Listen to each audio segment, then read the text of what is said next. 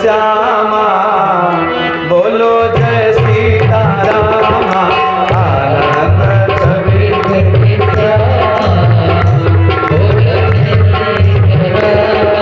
आनंद छवि घन श्यामा, बोलो जय सीताराम।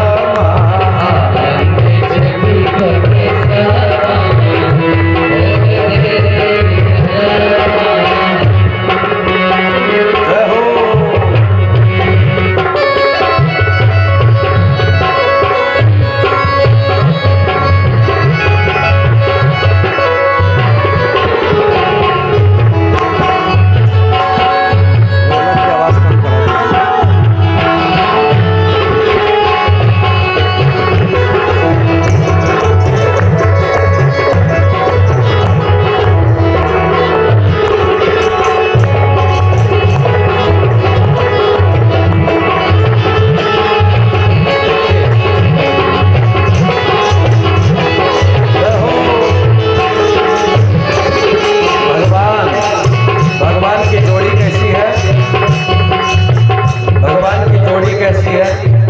आप लोगों ने भगवान की जोड़ी को देखा है?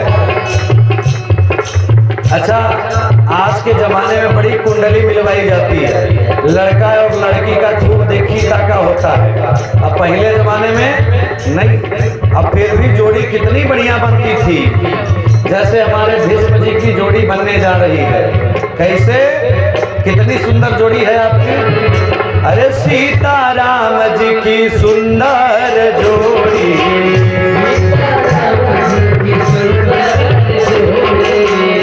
सीताराम जी की सुंदर जोड़ी,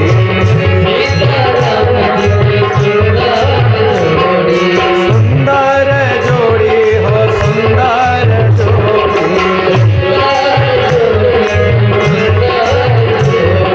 हो अनुपम जोड़ी हो अनुपम जोड़ी। चरणा दबावे हनुमाना, बोल जय सीताराम।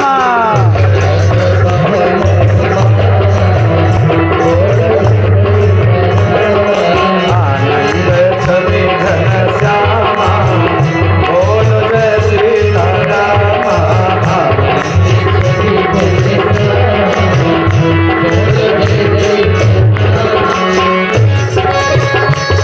सब लोग ताली बजाते हुए जय हो, जय श्री राधे।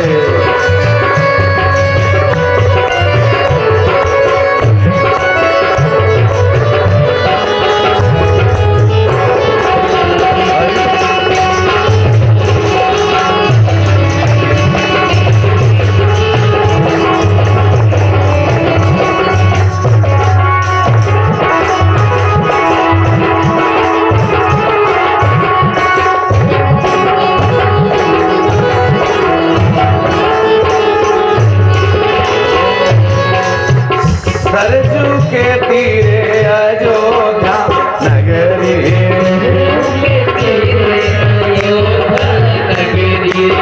सुंदर नगरी हो सुंदर नगरी,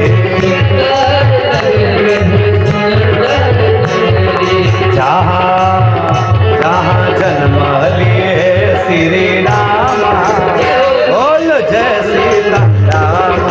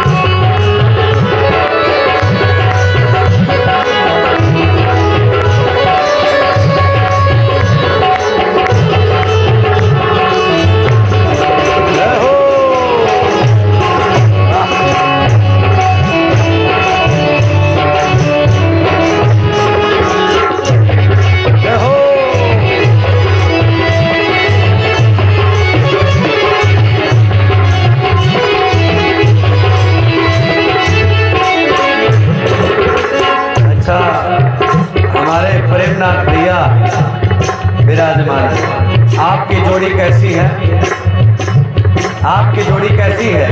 पहले जमाने की जोड़ी कितनी सुंदर होती थी महाराज। अरे राधे श्याम जी की सुंदर जोड़ी,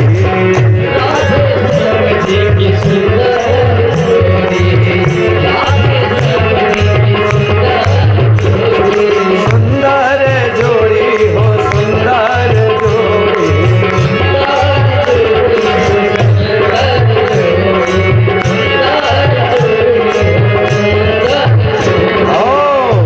चंवरा डोला वै श्री दामा, बोलो जय सीतारामा।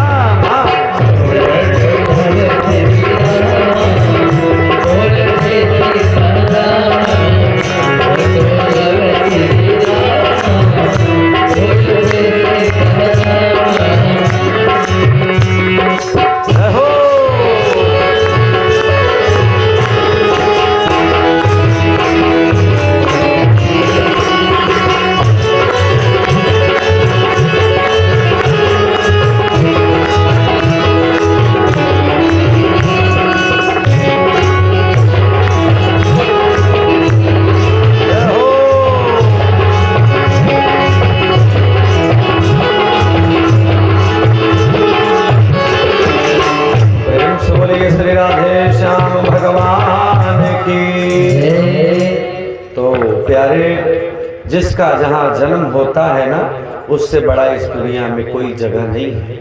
जननी जन्म भूमिश्च स्वर्गादपि खरीयसी, स्वर्ग से भी सुंदर स्थान होता है अपनी माँ का। जिस गर्भ से हम जन्म लेते हैं और जिस जगह हम जन्म लेते हैं, पहली माँ हमारी जो है वो श्रेष्ठ है, उससे बड़ा इस दुनिया में कोई नहीं। दो जगह नींद खूब आती है, कहाँ? पहला स्थान है माँ की गोद में। बच्चा कितना रो रहा हो, लेकिन माँ कितनी भीड़ में हो, बेटा रो रहा हो, अब माँ की गोद में जब ही बच्चा आता है, माँ अपने स्तनपान को करा देती है, बेटा सो जाता है, नींद आ जाती है। तो क्या है ये प्रेम है।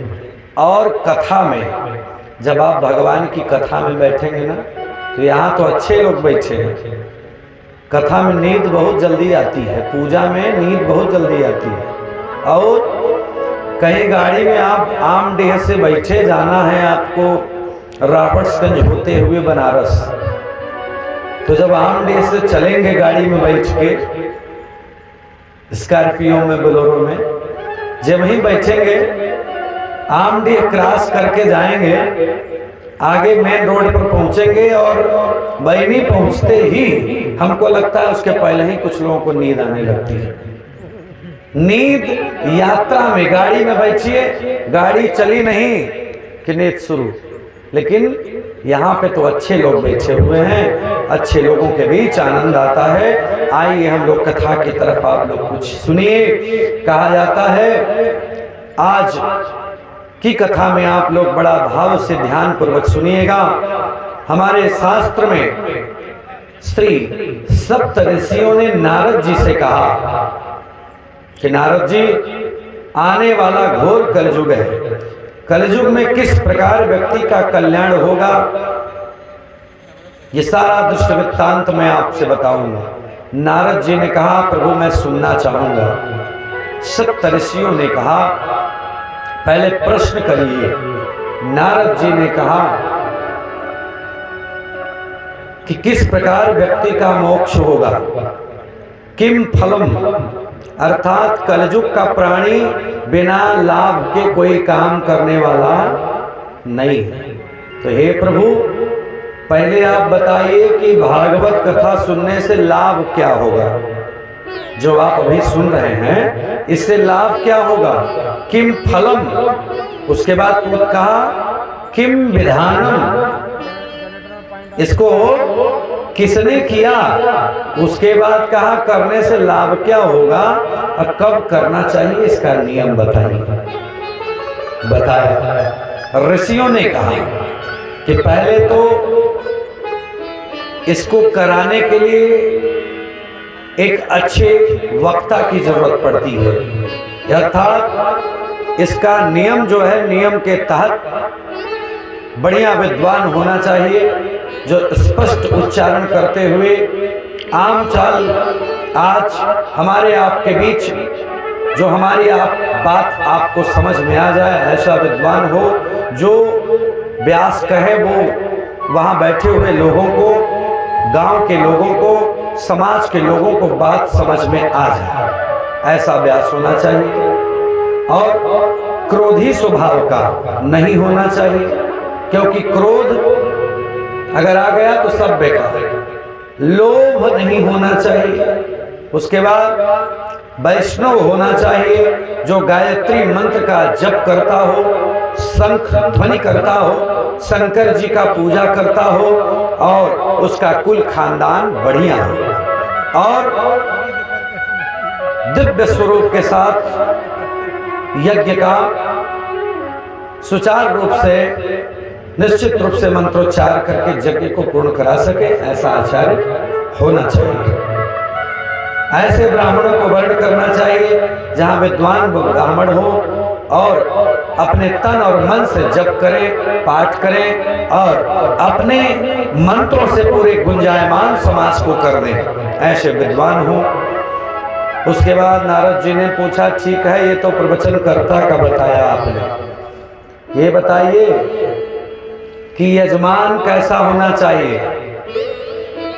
बताया, ऋषियों ने कहा यजमान को चाहिए कि श्रद्धा पूर्वक कथा करानी चाहिए, अर्थात भगवान की कथा में अगर कोई निष्काम न हो, निष्काम माने बिना कामना के किया जाए तो आप कभी भी कर सकते हैं। यस्मिन कस्मिन दिने मरता, किसी भी दिन कर सकते हैं, भले ही कोई दिन हो, लेकिन कोई कामना के निमित्त, जैसे माता जी ने संकल्प किया था बेटे के लिए, भीष्म जी के लिए, कि संकल्प पूरा होगा तो हम मंडप बना करके भागवत सुनेंगे और फिर उसके बाद तिलक संस्कार संपन्न होगा।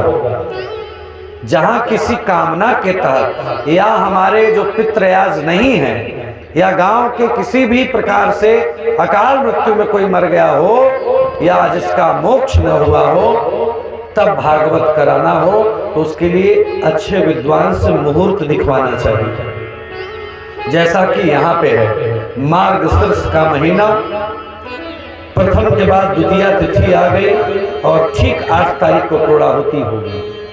अगहन का कहना ही नहीं है, कृषि प्रधान देश भारत है और अगहन में तो महाराज सबके घर में आनंद रहता है ना।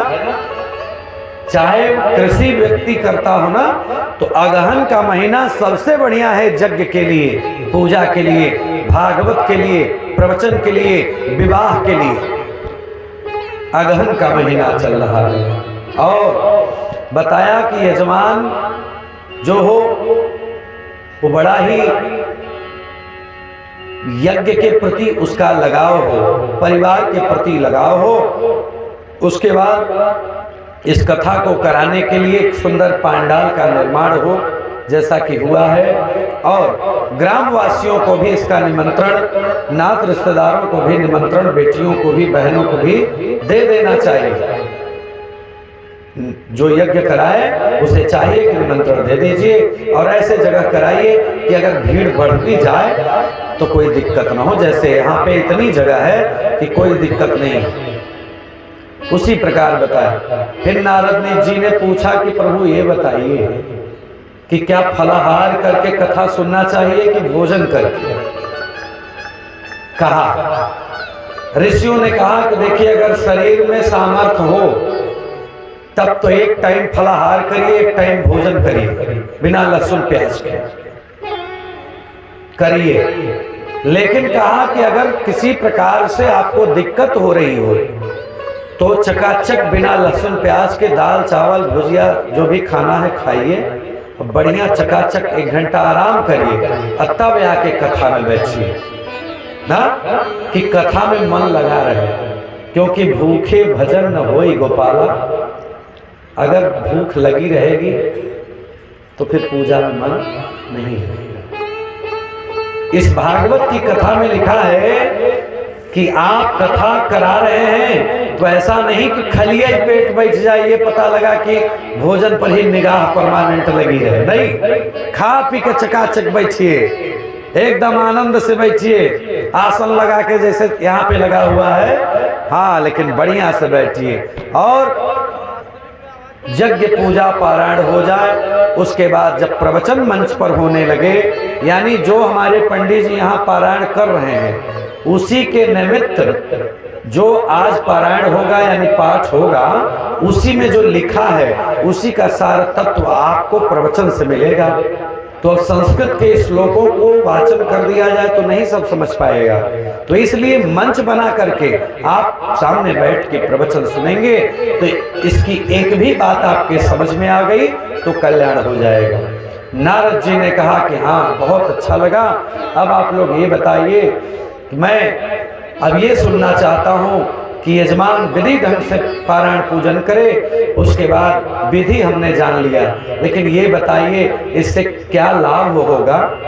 तो बताया कि देखिए, लाभ, अगर कोई व्यक्ति गांव में परिवार में कभी भी किसी प्रकार अकाल मृत्यु में मर गया हो, बिना समय के मृत्यु हो गई हो, तो पहले तो उसकी भी मुक्ति बन जाती है, क्योंकि अगर जो अकाल मृत्यु मरता है वो प्रेत बन जाता है। जब प्रेत की बात आई तो नारद जी ने कहा, हे सप्तऋषियों, क्या कलयुग में भी प्रेत योनि है? कहा कि हाँ है। कहा तो ठीक है, सबसे पहले हम कथा सुनना चाहेंगे कि किसी प्रेत योनि में पड़े हुए व्यक्ति का भी कल्याण हुआ। ध्यान से सुनिएगा आप लोग, किसी प्रेत का भी, भूत प्रेत का भी कल्याण भगवान करते हैं, क्योंकि गोस्वामी तुलसीदास जी ने लिखा है कि क्षितिजल पावक गगन समीरा, क्षितिजल पावक गगन समीरा, क्षितिजल पावक।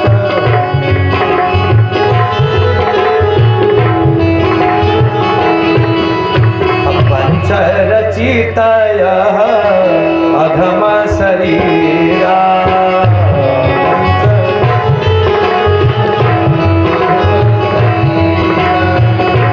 पंचरचितय अधम शरीरा। 5 तत्वों से शरीर बनता है। किससे किससे? क्षिति जल पावक गगन समीरा। अधम शरीर है। जब माँ के गर्भ से हम लोग जन्म लेते हैं तो चाहे पंडित जी हो, चाहे शूद्र हो, चाहे वैश्य हो, चाहे कोई भी दुनिया का व्यक्ति हो, सब एक समान होता है। जो खून आप में है वही हमारे में भी है। जो भगवान ने आंख नाक कान सुंदर जो बनाया है, आपों के अंदर है, हमारे अंदर भी है। लेकिन प्रभु ने कहा कि अधम शरीर हो जाता है जब व्यक्ति जन्म पाके भी भगवान का पूजन नहीं करता, माता पिता की सेवा नहीं करता, तब वो कीड़े मकोड़ों के समान माना गया है। कीड़े मकोड़े जैसे जीते हैं, किसी प्रकार चींटी पैर से दब जाती है, मर जाती है, उसका कोई महत्व नहीं निकलता, उसी प्रकार जीवन पाए और जिए। कुछ दिन चला, उसके बाद मर गए। कोई जाना ही नहीं दुनिया में कि कोई आया था। लेकिन इसी 84 लाख योनि में सबसे बढ़िया अगर जिंदगी किसी की है प्यारे, तो किसकी है? सबसे बढ़िया जिंदगी किसकी है? बड़े भाग्य। भगवान ने कहा प्यारे, दुनिया में सबसे बड़ा भाग्यशाली कौन है? 84 लाख योनियों में सबसे बड़ा भाग्यशाली कौन है? बड़े भाग्य मानुष तन पावा, असुर दुर्लभ सब ग्रंथ निगावा, सुर दुर्लभ। वो देवताओं को भी नसीब में नहीं है, ये मुरली वाले के भी नसीब में नहीं है। जो हमें आपको मिला है क्या?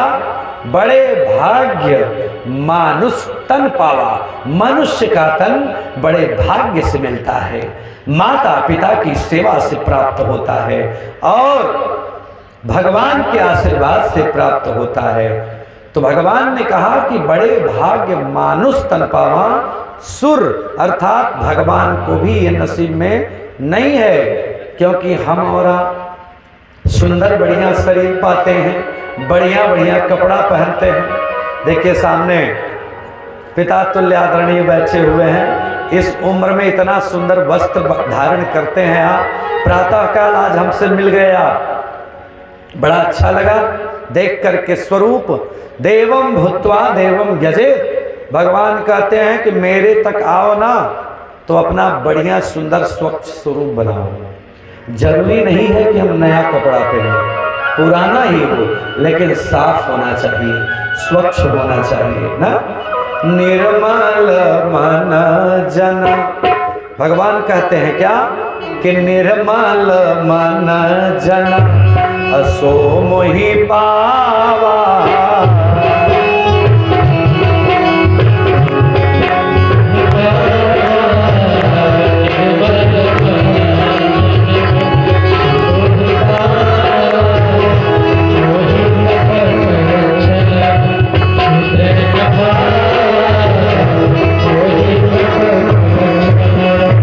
भगवान ने कहा कि निर्मल मन, पवित्र मन होना चाहिए।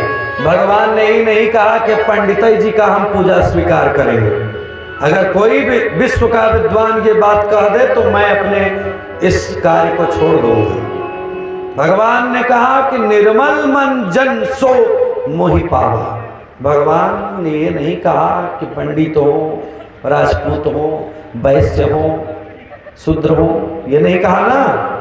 जितने भी दुनिया में हैं सब भगवान के ही भक्त हैं, सब हरि के जन हैं। तब उसके बाद प्रमाण मैं दूं, हनुमान चालीसा में भी लिखा है, स्त्री पढ़े, पुरुष पढ़े, गांव का गरीब पढ़े, शोषित पढ़े, पिछड़ा पढ़े, आदिवासी पढ़े, दुनिया के सर्व सत्ता को जो पाने वाला है राजा महाराजा वो भी पढ़ेगा। क्या लिखा है कि जो यह पढ़ हनुमान चालीसा हो या सिद्धि सा की गौरी सा।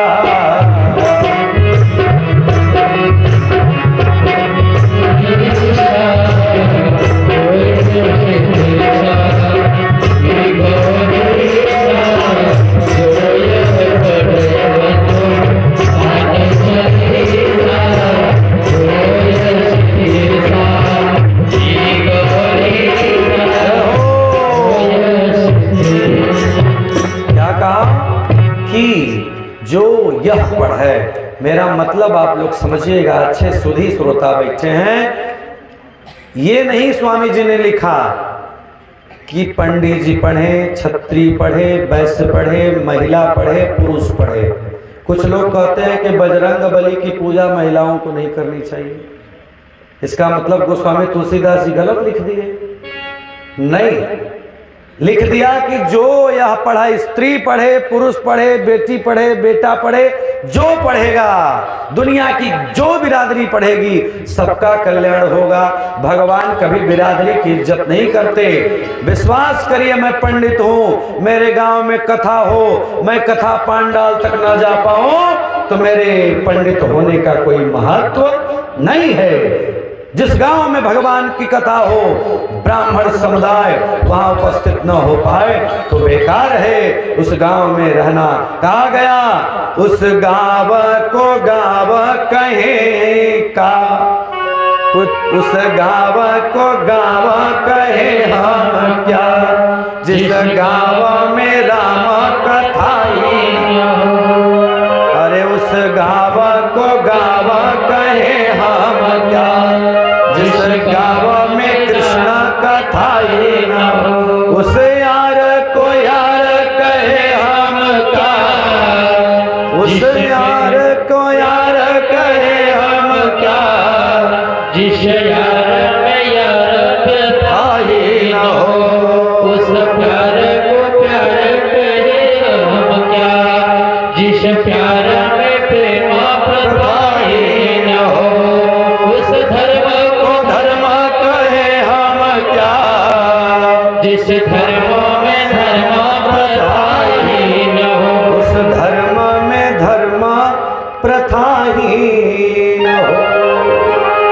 गांव को गांव कहें हम क्या, जिस गांव में कृष्ण कथा ही न हो, वो गांव बेकार है, श्मशान के बराबर है। जिस गांव में राम